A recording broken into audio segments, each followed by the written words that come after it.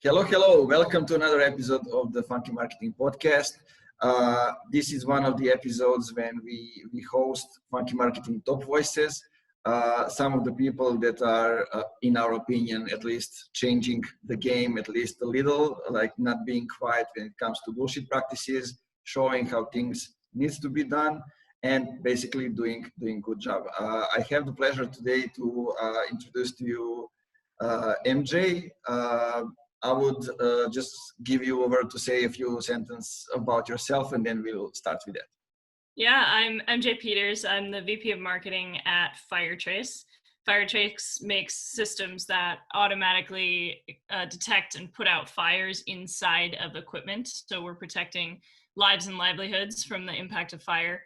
I have been with Firetrace for 2.5 years now, and previous to that, I was in a bunch of different product and marketing roles at various tech companies working on environmental health and safety products.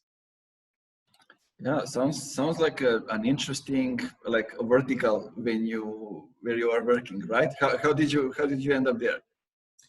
Straight out of school, I was looking for a job where I could not work on finance or consulting, and that was the main two feeders out of my university were finance and consulting, and I was not interested in that.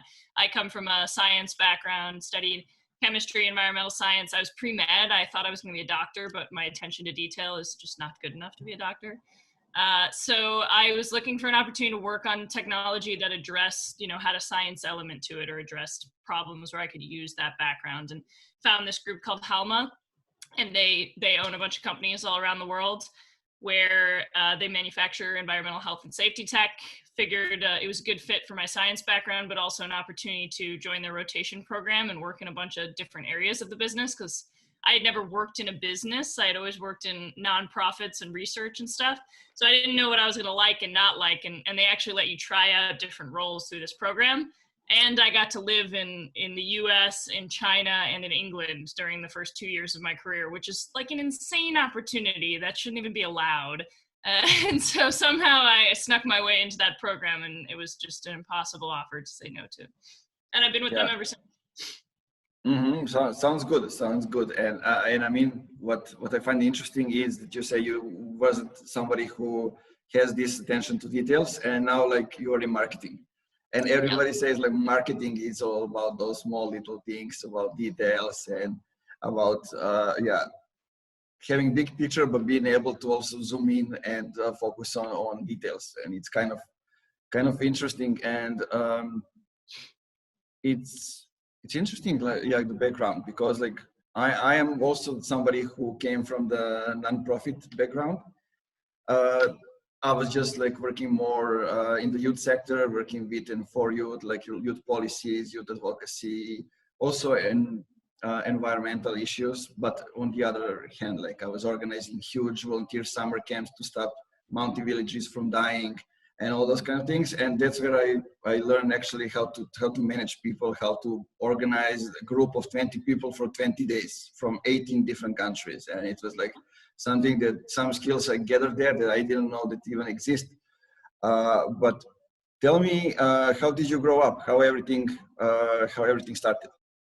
I had the best childhood ever. I grew up in the mountains. I grew up in a town that primarily runs on tourism and real estate.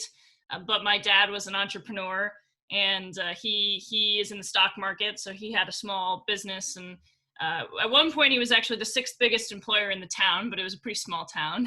And so they all kind of worked remotely on the computer, and they would take off halfway through the day if there was a lot of snow up on the ski mountain. And I grew up skiing and running around in the mountains, and it was an incredible childhood and has really instilled me with a love of the outdoors and of adventure ever since. Yeah, I love that. Somehow we lost that.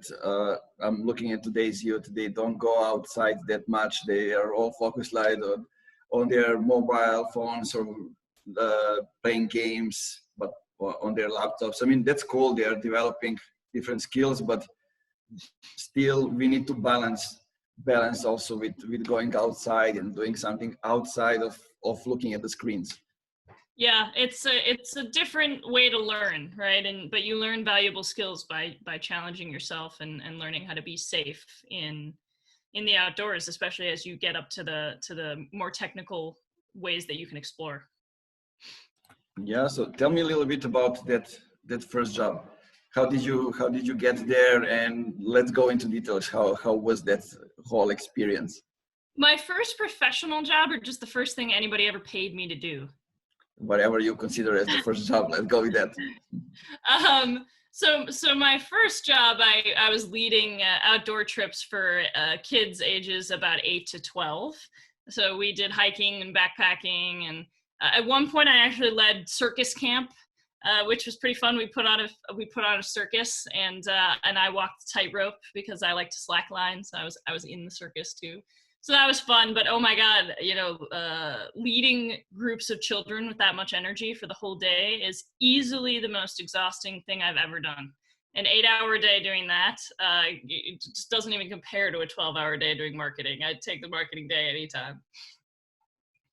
It reminds me of my sister. She's a teacher in the kindergarten, and I admire her every day. Like, how can you handle? She had like 33, 34 kids every day, and it's like, okay. So, what I'm interested in, what are uh, some of the challenges that you had to face so far in your career? I mean, I think you are just like beginning because you were young and still has to be a lot of challenges. But up until now, what are some that you can emphasize maybe? The uh, the the biggest challenge in terms of something that I had to tackle in a role was when I first came to Firetrace. The team in marketing was very focused on traditional marketing brochures and events, and the president of the company who hired me to do this really wanted to completely pivot the organization from kind of this road that they were naturally going down of being more commoditized and selling on price to being able to have strong positioning, have a strong ideal customer profile, and be able to sell on value. And in order to do that, you have to have a really strong marketing department. Marketing is the foundation of that. But we didn't have the product marketing skill set in the team at all. And so I had to completely restructure the organization. I had to manage some people out of the organization, and I had to bring new people in and new skill sets. And this was all during my first ever role as a leader of a team. And it was there's you have to manage through some emotions and some challenges in terms of, there's people that had been in the organization a really long time and didn't feel comfortable with this amount of change. And so I am naturally super comfortable with change, but I think going through that and just being in a position where you being comfortable with change is not the only thing that needs to happen. You need to bring the organization along with you and bring other people on the journey.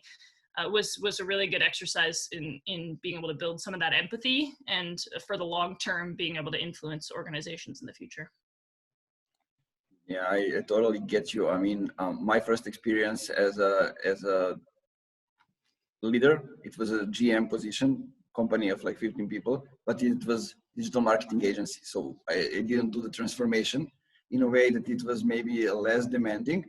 But like what was interesting for me is when I learned a lot over there when I hired people or when I need to let go people. So it was like the first person I hired was the first person I decided to let go, because I saw some things and I realized it was a mistake. Okay, but I learned from that experience, and it was kind of interesting. Like when, I don't know if you had that kind of realization as well. Like when I became the GM, I wanted everybody to do the specific things that I do, things because like I want to grow more, I want to grow the team, the company, and everything else. And I needed to adjust that. Some people just want to come work for 8 hours, do a decent job, and go home, and that's okay. But then you kind of think, are those the right people for the organization? Those kind of things. Yeah, and in some cases, I think it's good to have people who want to come in and just do a good job in some of the seats. You can't have people with the just do a steady job, stay in the same role mentality in all of your seats, because then you won't have enough room for ambitious people to move up in the organization. But I think just having really solid people in a couple of the seats, it takes the pressure off of you as a leader to always make sure people have stretch assignments, you know, because some people are just happy to be there and do a good job, in which case you can just trust them to be there and do a good job. So I'm perfectly happy with those people as long as you know you've got them in the right seats and you've got the ambitious people who are always trying to stretch themselves in a couple of your other seats. Exactly, I totally agree. It was interesting, like I was talking with Sarah Pion as well from about the time when she worked in Drift, and kind of the pressure they all felt because they tend to employ all the A players.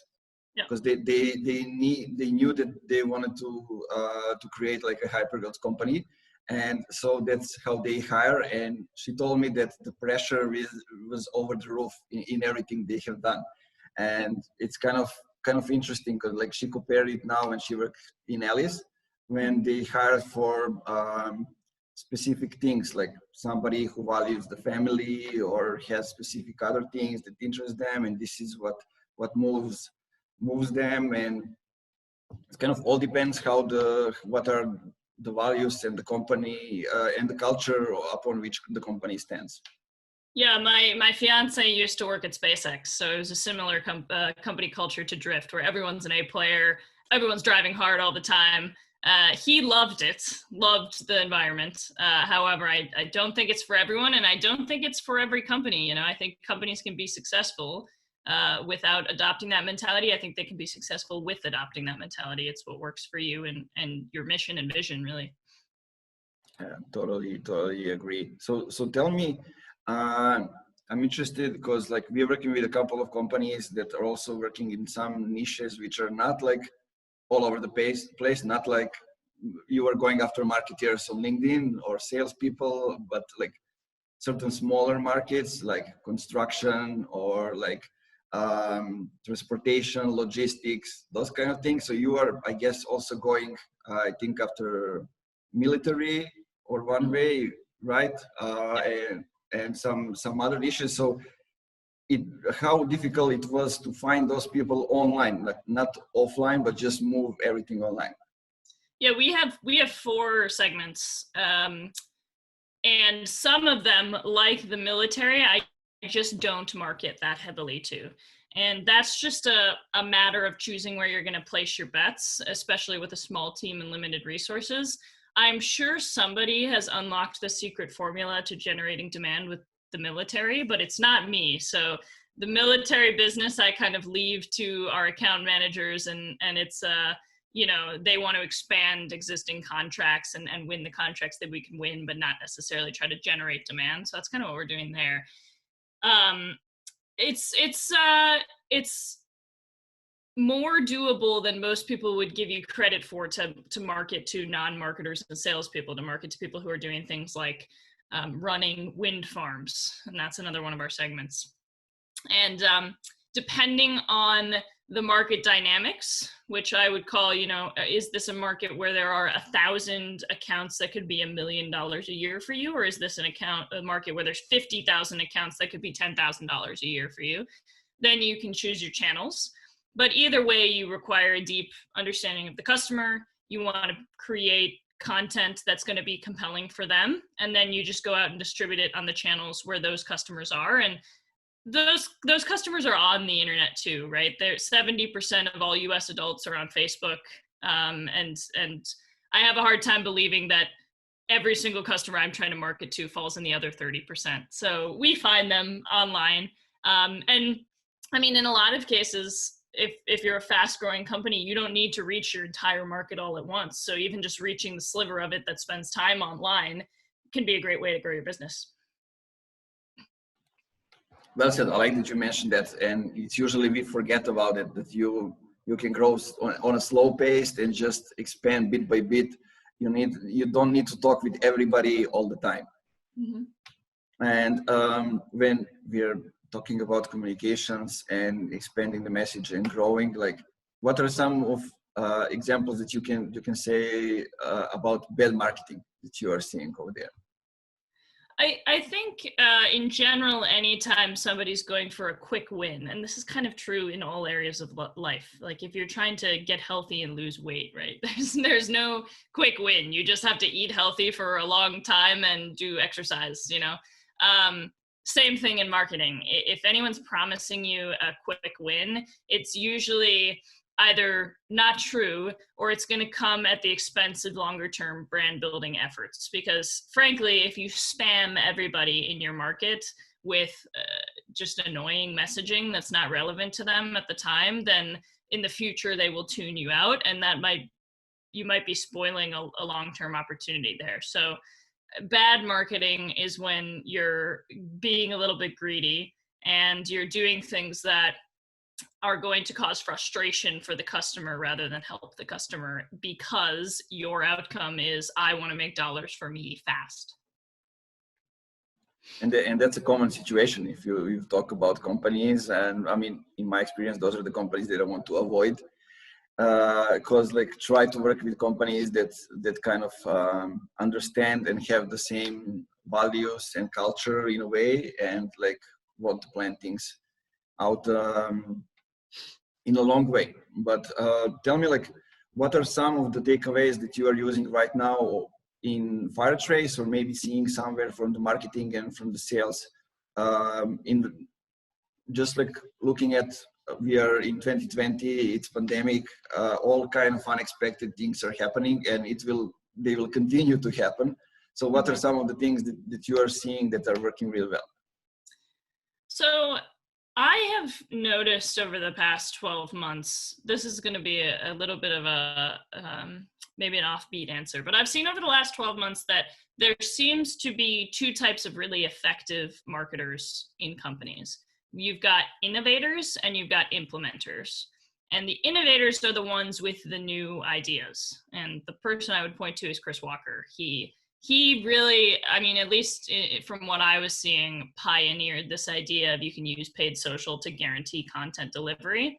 And he was the first one to go out and run with that. And now a lot of companies have taken that and implemented it, because inside those companies, there are implementers who are open-minded to the new ideas, and they can operationalize them within the company. And so I think if you've got an innovator and an implementer on your team, or if you've got an implementer on your team and you have a strong relationship with an innovator, or you know where to look for the ideas the innovators are driving forward, then you can have a lot of success with new marketing tactics. Because I think the fact of the matter is, in marketing, channels and tactics get really crowded. And you see everybody talking about how ebooks and, you know, driving people to convert directly on LinkedIn is just a bad idea now. And at one point in time, that was an innovative idea that was really interesting and working for a lot of people. And just the market has moved on from it. So as a marketer, you need to identify how you can be ahead of those trends and how you can make the innovative ideas work for you while they are still working. And I think the best way to do that is to, if you're an implementer, look for a way to benefit from the work that innovators are doing. And if you're an innovator, look for a way to benefit from the talents that an implementer can bring to your team or your business. Very well said. I think I saw you for the first time in the case study with Refine Labs. I think, yeah. It's a good example. That's the case studies, that how we actually should do them. And I totally agree with content distribution and all those kind of things. I was doing all that for like years in B2C. And when I started Funky Marketing, like last January, these are some of the things that I started doing as well in B2B, because like people are still not even like a year after, people are still like CEOs, decision makers, they don't use Facebook, they don't use Instagram, but all of them are there, and like you just need them to have like 3 minutes on the platform and to see the ad, because that's how the algorithm works. And you actually don't need always the decision makers. You can go with people that will use your products or your services, and they can influence the decision maker. And a lot of companies are actually forgetting those steps in how decisions are being made. Oh, I totally agree with that last point about you don't always have to reach the decision maker. Just think about how, if you are a decision maker, how would you be influenced? And for me personally, maybe a Facebook or Instagram ad or a LinkedIn ad will influence me. However, if somebody on my team comes to me and says, we need to do this, we need to implement this product, that's going to go a much longer way because that person has my trust. So influencing the people that can influence the decision maker is a great strategy. And oftentimes it's cheaper and it's doable, right? So if you're in a really niche market, you might not be able to market just to the decision makers simply because of the way digital advertising is set up. You have to have an audience of at least 1,000. And if there's not 1,000 decision makers in your market, which is the case a lot of the times for me, you have to expand to the next level of people in their circle. I was kind of just having fun with a client and talking about specific things because he's in a similar place like you and your company are, and like he's kind of I was tried to use like LinkedIn Premium to kind of look at the decision makers from my industry and to kind of try to add valuable comments to their posts and kind of like, but I cannot make myself do that. Those are all bullshit. Like they're posting cats or videos or something else. And I was like, well, yeah, what can I say? But if you actually create valuable content, they may not engage right away, but if you get into discussions in the DM, they will give you the feedback for the content. And also what I see, like sometimes you need to use all those people in marketing and sales on LinkedIn and to get them to get you to your target audience. That's sometimes also the way. Yeah, I think a lot of people in my industry have probably had a similar thought or a similar experience to your client there, where the community of people on LinkedIn is very robust within sales and marketing. So LinkedIn is a great organic platform if you are offering marketing services, software as a service for sales and marketing. He's correct that the industrial world, right, like machine shop owners are not quite as active on LinkedIn. They're getting there, and I think it will happen in the future. So it's a good idea to build a strong understanding of the platform and how it works now so that if your community migrates there in the future, you know how to take advantage of it. But what I'm doing right now is I'm just sharing my expertise from the marketing perspective and using and building relationships with marketers. And although it's not necessarily generating pipeline the same way that if I was selling a software as a service product to marketers that it might be for me, it is building my brand in such I ask people to talk to them or for research purposes. They see that I'm adding value consistently on a day-to-day basis, and they're more likely to say yes to an interview, which is great for marketing, for product marketing in particular. And it eventually I build relationships with marketers inside the companies where I want to talk to the operations person or the engineer, and they're the person who buys my product, and I can get a warm intro that way. And it doesn't happen as quickly or as often, but when it does, it's really valuable. I mean, it happened 2 weeks ago for me, and it got us an interview for a new product development project that's really important to the company. And so if those are the results that you can see and it's free and you enjoy it, then I think LinkedIn is a place you should be, regardless of if there is a robust community among your target audience today. Getting in through the back door. That's always a good thing. Yeah, I like how you think, and I like that way of thinking. Like maybe there isn't a way, but right now to do this in a specific way that everybody else are doing. But if there's a platform which allow us to do something to like reach as many people as possible and then create relationships with them, it will lead to something else. I'm also seeing this as a way to grow on LinkedIn. I don't know what's your experience, but in mine, if I connect with people that are same as I am, so marketers, my peers, and they're going after the same target group as I am. And if I am able to establish myself as a leader, as a teacher, as somebody who is recognized as authorities within that community within my peers, they will recommend me a lot. I think like I closed 31 clients, 31 companies this year, and 20% of those are through recommendation from my peers. Yeah. Yeah.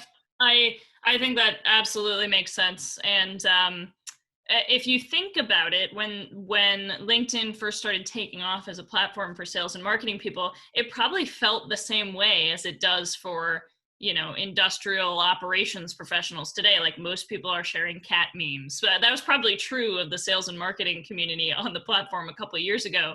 And a few innovators made it turn into the platform that it is today. So imagine if people always think about, oh, I wish that I was one of those people who was an early actor. If you're in a community where there's not a robust community on LinkedIn today, you might have a chance to be that early person who really takes advantage of it. And the flip side of that is when you are the early person, it feels kind of stupid and weird and silly because nobody else is there. But the trade-off is you have that opportunity to grow really fast. I remember the guy who came up first with the kind of post that we are crafting right now on LinkedIn. So like writing in this style, like mobile first and clear. And Josh Fetcher, I think he's banned now from LinkedIn because he was trying too many things and now he's banned for life. Kind of interesting story. But anyway, so tell me, what are some things that keep you going through the tough days? Especially now when we are in a lockdown, then we are not into lockdown, but we cannot do as many things outside of work, and still we need those things to actually be able to perform and to actually have life outside of the work. Yep, my fiance absolutely is the number one answer here. He gets an earful anytime I have a tough day, and he is the best, right? Always listens to me, always so gracious. But beyond that, I would say I have a lot of intrinsic motivation. So I need to put my energy somewhere. And it's much better for me, even when the going gets tough, to keep going than it is to stop, because it makes it worse if I, sit there and do nothing. So I would say just honestly, all the things that, provide a healthy lifestyle, like get 8 hours of sleep, take a 1 hour break in the middle of the day. This is my number one trick. Like, don't work 8 hours in a row, work 4 hours in the morning, take a 1 hour break and work 4 hours in the afternoon, and then stop working at a really vicious pace. Like maybe you need to work 10 hours, but I will work at a really fast pace during the day and get a lot done. And then I leave time where I still might be thinking about work, but there's less pressure. I'm not trying to meet deadlines after 5 p.m. I use it to think strategically, and I work at a slower pace. And it's really important to have room to think fast and think slow. Yeah, this reminds me of our mutual friend, like Anna Furmanov. Like she's talking about this all the time, and I totally agree. I tend to do important things in the morning while I'm still fresh and while like my brain is still working, and then like you need a break from some things. And I hear a lot of people saying like they work for 10, 13, 15 hours a day, but you can effectively just work like, let's say, up to 3, maybe 4 hours a day. Everything outside of that is not really active work, is maybe thinking about work or you're slacking. Sometimes it also happens. Yeah, I'm the type of person who tries to like time block and get a bunch of stuff done all the time. And my last boss one time told me in a one-to-one, at a certain point in your career, MJ, and you have reached this point, you need to be comfortable that you are paid some of the time to stare out a window and think about stuff. And it's true. He's like, you should find more times to stare out a window and think about stuff. And it's sometimes your biggest breakthroughs are when you don't feel like you're working that hard, but you're making these mental connections that are so important, especially when you're in a senior role in the organization. That's very important. Did you have actually someone who mentors you in that way, giving you those kind of advices, and I take you through the challenges that you have? Yeah, I've had a couple of different mentors, and I'll preface this by saying that I'm a really bad mentee. Like because I always try to work my way through problems and I don't ask for help and I just don't know when to ask for help. However, I've had a couple of mentors that have been great because at the beginning of my career, they just forced me to talk to them. And so then naturally you start talking about your problems and they find ways to offer help. I had one mentor who was critical for me in making the right job transition decision at the right time. And more recently, I've actually become part of a formal mentoring program with the goal of getting more women into executive management positions. And so I have a mentor who is male, but he has volunteered to support this cause. And so I'm talking to him on a monthly basis. He's a really interesting person. So again, that structured format helps me because I'm a bad mentee, and it forces me to take advantage of mentorship opportunities. Yeah, it's interesting. Like the mentee needs to be involved as much as the mentor is, so for the relationship to work. Like, I actually think I had only one, as they say, like a mentor, which was my actually the owner of the first agency that I work at, and he helped me in two ways. Like first, he helped me kind of overcome my mindset of like working in non-for-profit to work in for-profit company, because like I mean I think that kind of thing gave me a lot of different perspectives, not to look like money first, profit first, but also think about giving value. But then when I became like the GM in the early days, the two owners they just disappeared for 2 months. I didn't know the processes, the passwords, anything, and I was the last one that came to the company and became the first ever GM.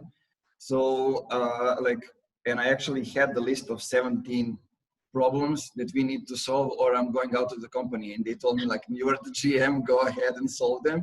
And so basically, they made me go learn about how to craft the operations, the processes, do one-on-ones with employees, manage teams, all those kind of things. I had to do it on my own to educate myself.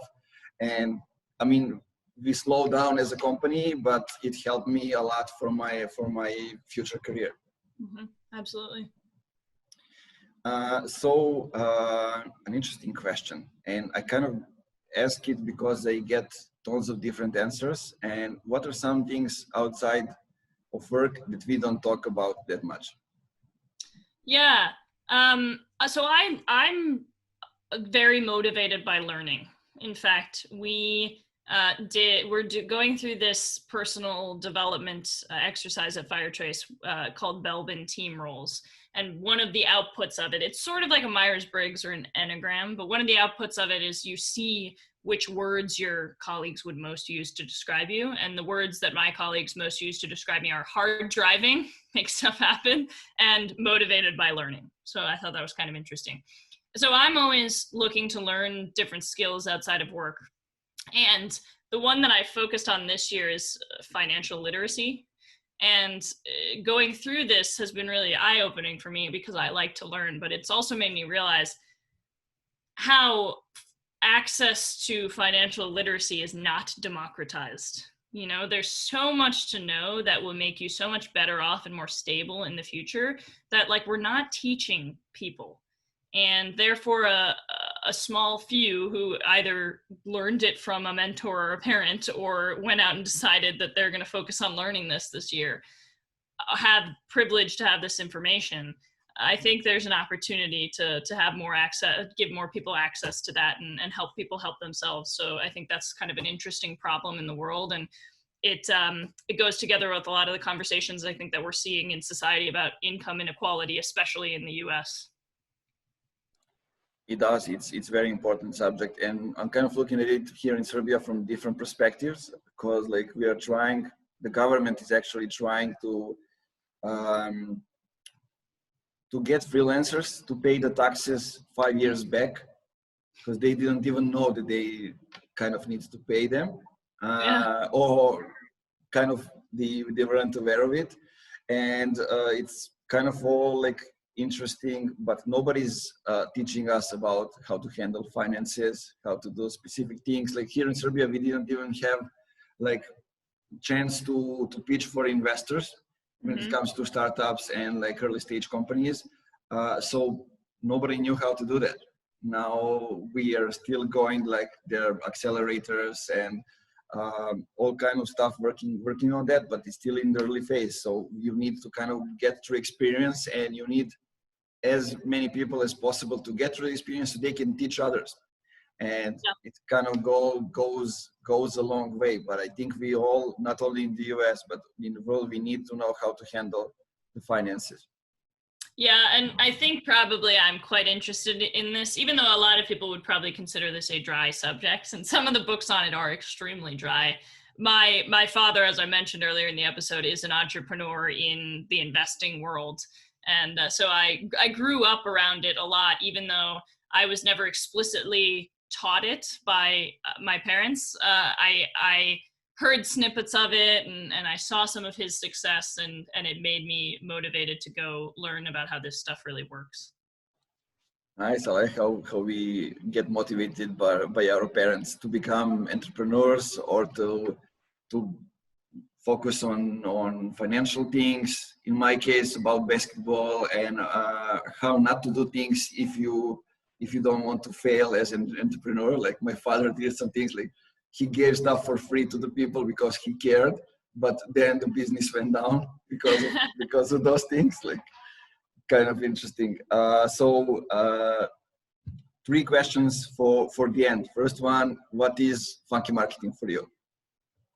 I think it's marketing that's producing remarkable results where you're outperforming all expectations. And I think the way that you get there is by doing all of the things that are hard, which I think it honestly starts with product marketing. You have to have a deep understanding of your customers as a marketer.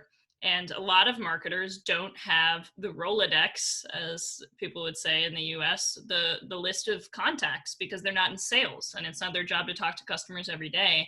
So you have to go out and you might have to do some cold calling, and warm intros are best if you can get them from your sales team. But sometimes you're going through a channel partner and you don't have direct access to the end customer. You have to do the work to form those relationships so that you can get the information you need to succeed. And it is not glamorous. And it is not glamorous even when you're at the top of the organization, right? I lead the marketing team. And my first 90 days on the job, I did a lot of cold calling and a lot of cold emailing to set up conversations with customers, and it makes you better.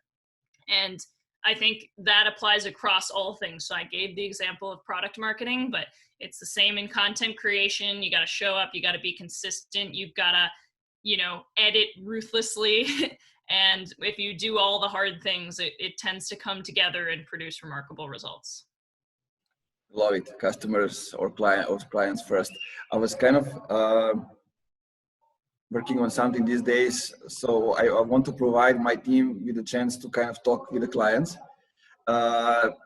Maybe not the potential ones, okay, sometimes yes, if there's a chance, but like I'm trying to use existing clients and kind of educate the others of the team who didn't have experience to talk to them. So I kind of bring them on reporting calls so they can present themselves, and just like the clients know that they are listening, but they can hear the good and the bad feedback and everything else. And so in the next period of time, they will also have a chance to take over the reporting calls and get into those kind of things. And I think it's a good start, like valuable experience, because not many people can just pick up the phones and call. But if you have these kind of chances to kind of do a shortcut to at least listening to the clients, that's also good. Oh, absolutely. And I think that's a really good initiative that you're doing to get everybody more experience in front of customers.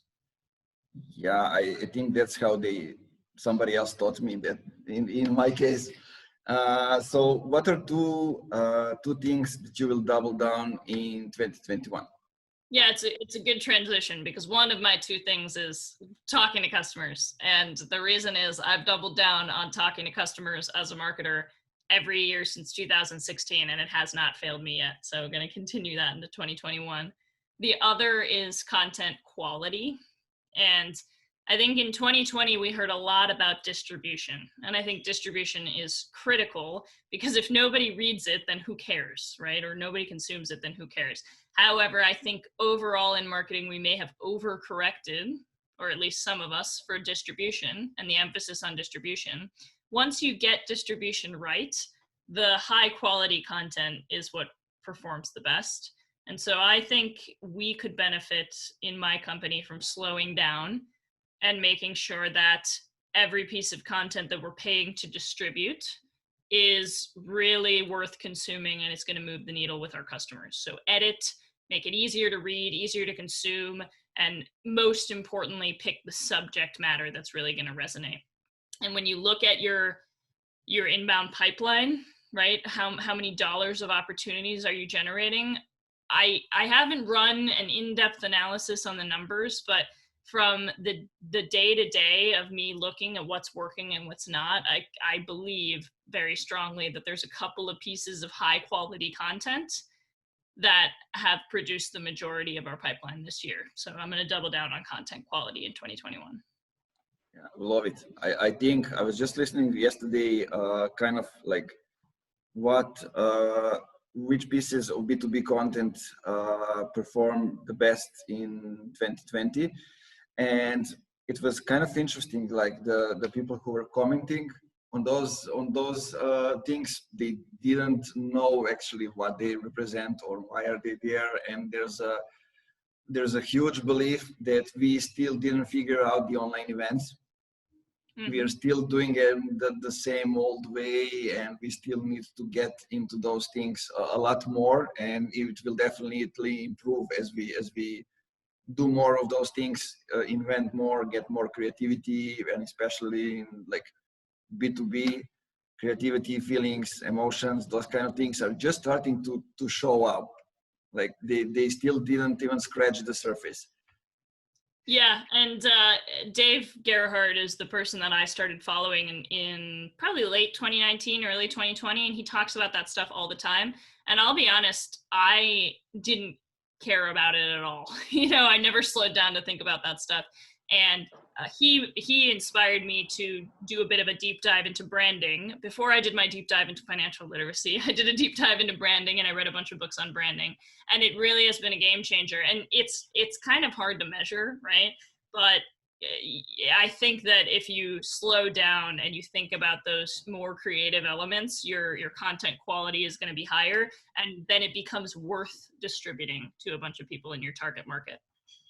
Yeah, I think I'm on the same with Dave Gerhardt, and I figure out what they are doing in Thrift in 2019. In the previous agency I worked at, we ordered conversational marketing, mm-hmm. and the book came, and 2 weeks after that, the postman brought another book called This One Scale, a small book or 47, 48 points, things that they have done that cannot be scaled, but those are the things that got them into the hypergrowth. And we didn't order the book. They just sent it on their own from US to Serbia, and I said, okay, man, that's how it's done. And I mean, not only that, but the way they actually started to produce products. They found out that product people are very pissed because nobody understands what exactly they do. And how do we define them? They gather them into the community and they listen. And now they are producing product after product. Yeah, absolutely. I think another example of a company that doubled down on stuff that you might not be able to instantly measure is HubSpot. They have insanely good customer service. And I think very few companies are doubling down on customer service. I think it's really hard to be insanely good at customer service. And they've unlocked that. And as a customer, their flywheel mechanism is so true, right? I am selling HubSpot all the time internally. And I have trust with the people that I talk to and recommend HubSpot to in a way that their salespeople don't, because they're not their colleague. And so the fact that they've been able to unlock that through their excellent customer service is really impressive. Yeah, I'm laughing because these days I was pitched by a girl from HubSpot to kind of take over the HubSpot deal and be the partner for this region. And it's kind of interesting the way the email sequence went, because like she was first sending the video, that's me in a GIF, then in another one, like, hey, if you doubt that it is me, it is really me, like going, and I'm not quitting on you, Nemanja, I'm not quitting, it's kind of interesting. Yeah. Okay, so for the end, the question I'm always asking people is there a topic or something that you want to say for the end, for the audience, or maybe like a message, something that you want to emphasize and we didn't talk about it? No, I think we talked about it, but the message I always try to emphasize is marketers need to sit down and talk with customers. And I need to emphasize also that it's really not easy to do this, especially in organizations where the organization hasn't historically had marketing talk to customers. But doing that one simple thing is the main thing that has gotten me success in my career as a marketer. And so just do the hard thing and get customers to talk to you, and you'll never look back. It's like a cheat code. So put in the work, make it happen. It is hard. Know it's going to be hard and it's not going to happen fast, but if you put in the work, it will pay off. Thanks. That was great. So tell me and the audience when they can find you. You also tell them about the podcast. You are one of the hosts. Also, to be honest, this is one of the few podcasts that I was listening recently, and I really like the way you do it, the questions you ask, and the value that the podcast is bringing. Yeah, so you can find me on LinkedIn, MJ Peters. I am also now dabbling in Twitter, so @_MJ Peters on Twitter. Our podcast that I do with Matthew Chanella is called The Industrial Marketing Show. It's kind of a podcast for people who listen to other podcasts and read business books, and they work in industrial companies, and there's never industrial case studies. So if you happen to be listening to this and you're in hardware and you're in manufacturing as opposed to SaaS, we'll have a lot of case studies that feel really relevant to you. But frankly, the fundamentals are the same, whether you're in SaaS or you're in hardware. But you can find that on all the major podcast platforms, The Industrial Marketing Show. Cool. Thanks a lot one more time for being on a Funky Marketing podcast and for being one of the top voices of the Funky Marketing. Thank you for featuring me. It's a great honor.